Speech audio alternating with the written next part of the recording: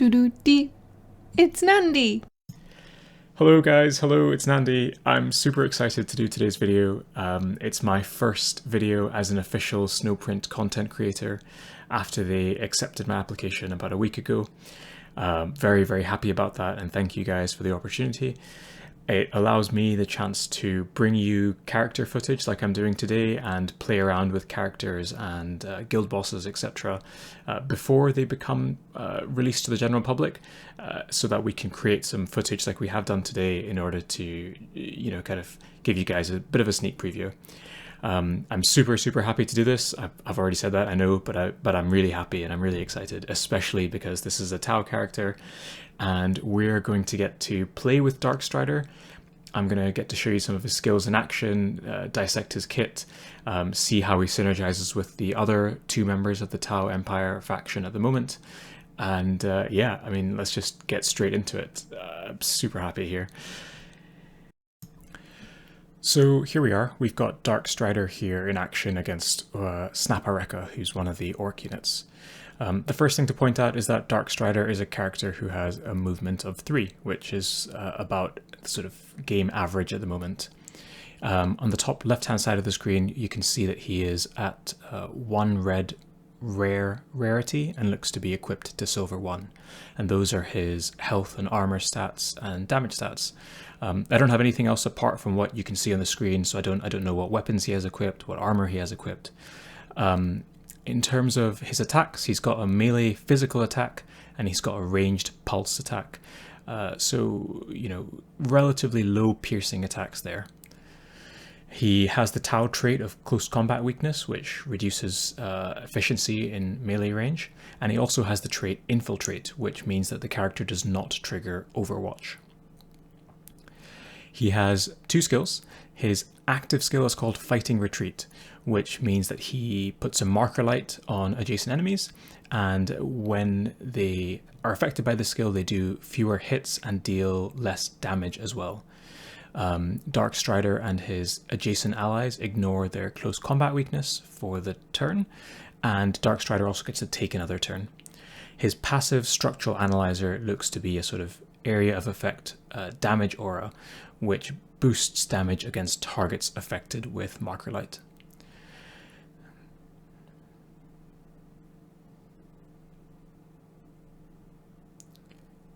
So I'm actually just going to move him here in a fashion to allow me to test his active first of all. And I think I make a mistake here actually, because I try to use his active and I misclick on the unit and actually just do some damage there. You can see he applies marker light, but thankfully the unit's not died, so I don't have to re-record this footage. So I'm going to take another turn, come into melee range, and use that active that we saw earlier to reduce the damage and number of hits. So a cool little bit of animation. You can see a negative debuff aura on Snapareka, and all of a sudden his melee and ranged attacks are reduced by 1.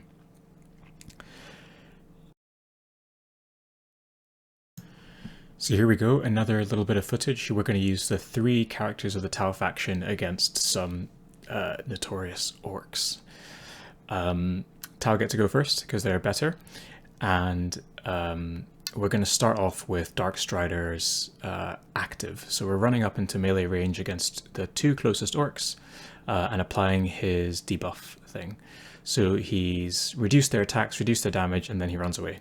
Great. Now Revas moves into position. I think I have a bit of hesitation here about where to go, but eventually I just pop him in the middle and summon some shield drones to protect him. So now we've got our big tank in the middle of the map protecting the rest of our Tau with an Overwatch attack.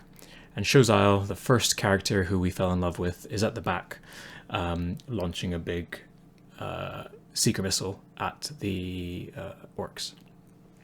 Now it's the orcs' turn. Boss Gulgorts wants to get to his friends in order to activate his Wag. But no, he doesn't make it. He dies because the Tau are great and they kill him. The orcs are scared. They're on the ropes. What happens next? You can see the reduced damage as a result of Darkstrider's active.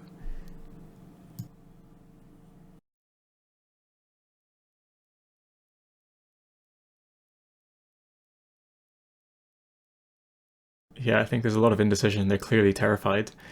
And the next guy moves up and dies as well. I don't know why this makes me so happy. Snapareka's learned from his comrades' mistakes and shoots from range, as does the next orc.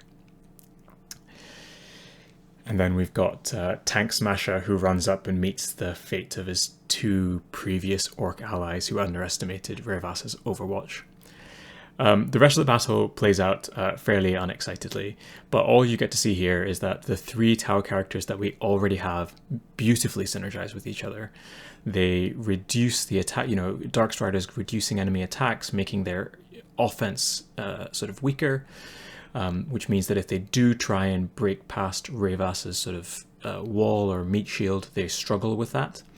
And while he sort of sets up shop, the rest of the Tau get into position, launch their secret missiles, you form their defensive line, and then you just kind of unload on turn 2.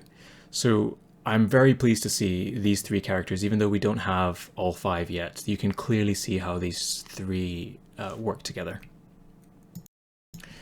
So there you go, some exciting footage, the first footage of its kind. An early look at Darkstrider, who is the third character for the Tau faction. We've got here just a very quick summary slide in case you didn't want to watch the videos or just wanted to skip ahead. Clearly Darkstrider is not the sort of main damage dealer in the team. I would probably describe him more as a support character, and we can see that in both his active and his passive. His active functions to reduce surrounding enemy hits and damage, and also allows them to take another turn. Although I didn't demonstrate it in the video, you would have noticed that I had the opportunity when I used this skill to make a second attack. I just opted instead to run away, because that's what the Tau do. They run away and shoot with their guns. His passive is a damage aura that increases adjacent allies' damage against marker light targets. He has the close combat weakness that we have now associated with the Tau in this game.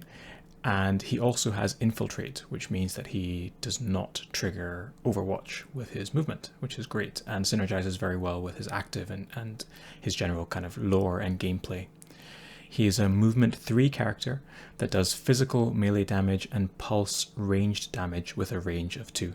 So both of those skills we know are already in the game, or both of those rather weapon damage types are already in the game and have a low piercing stat, which means that they don't do much damage against high armor targets, and that just supports this kind of theory or character nutshell that Darkstrider is not the damage dealer, he's very much the support character.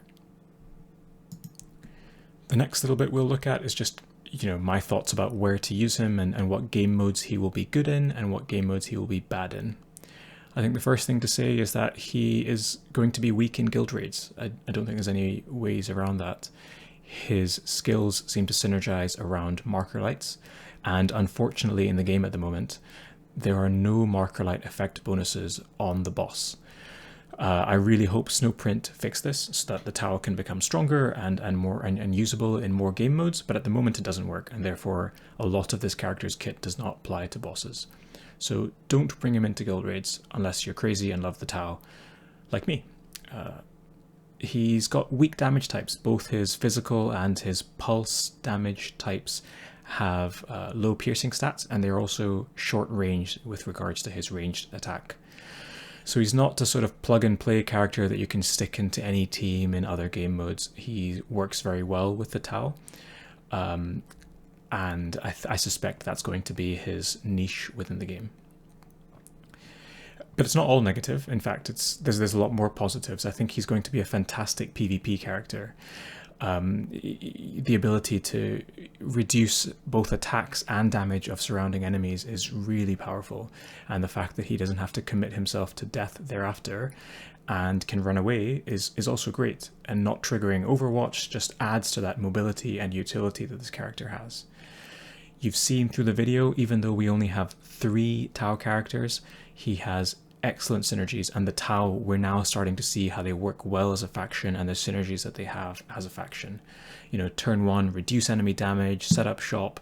Turn 2, kind of unload with all of your damage dealers and pick the enemies off from range. And the third thing, I guess, is just something I was thinking about generally in this game that I don't, I have to say I don't have official word from Snowprint, but is something I'm hoping they bring to the game, and that's this thing that you'll see on your screen, the Guild Wars topic. So clearly there's conversations happening or ideas happening about Guild Wars in the game. I don't know when that's going to come. I hope it's soon. I hope it's this year maybe. But you know, at its core, Warhammer 40,000 is a concept, a game that was built around different factions being at war with each other. And I'm loving how naturally the tower fitting together, and they seem like they'll be a faction that will want to fight together, whether that's in player versus player modes or if there are guild wars and we have to do something else around sort of PvP stuff. I can very clearly see the Tau fitting well together. I hope that's a concept that they extend to the other factions and allow some sort of, you know, big bonuses for homogenous teams, because I would very much like to see Space Marines fighting with Space Marines, Orcs fighting with Orcs, Tau fighting with Tau against other factions, rather than having mix and matched teams. Because I think, to me anyway, the true, you know, kind of fight to the death nature of Warhammer 40k is all about, you know, using one faction against another. But those are my thoughts. They're not, you know, I don't have any information about that. I can hold my hand up and say that. So it's just, I think he will also be good in future game modes because of that synergy with the Tau. So yeah, that's it. I hope you enjoyed the video and the footage and the character analysis. I'm ending with my customary sign-off for the Pants of Horus cluster. We are a great guild, a great family of people who are, you know, really enjoying the game and getting better and improving all of the time. We know that there are going to be guild changes coming up very shortly on March the 1st, where we will start to see an increase in the number of spaces in guilds. And, you know, we're going to need more people. So if you're interested in joining a successful, supportive, sort of cluster of people, whether that means you're casual or competitive or somewhere in between, we will have a spot for you, and please don't hesitate to reach out. I'll leave the link for that in the description below. And finally, thank you so much for your constant support and encouragement. I wouldn't have started this journey, and I wouldn't still be here if it wasn't for all of you. So thank you all so much. And if you would like to continue to support me or enjoy my content and you're a newer player, please just consider using my refer a friend code in game. It goes a long way to supporting me, but if you can't or you've already used it, don't worry about it. Just the fact that you're here and enjoying this means a lot. So thank you so much. And I hope to see you all again soon for my next video. Thanks, bye. Doo-doo-dee. It's Nandi.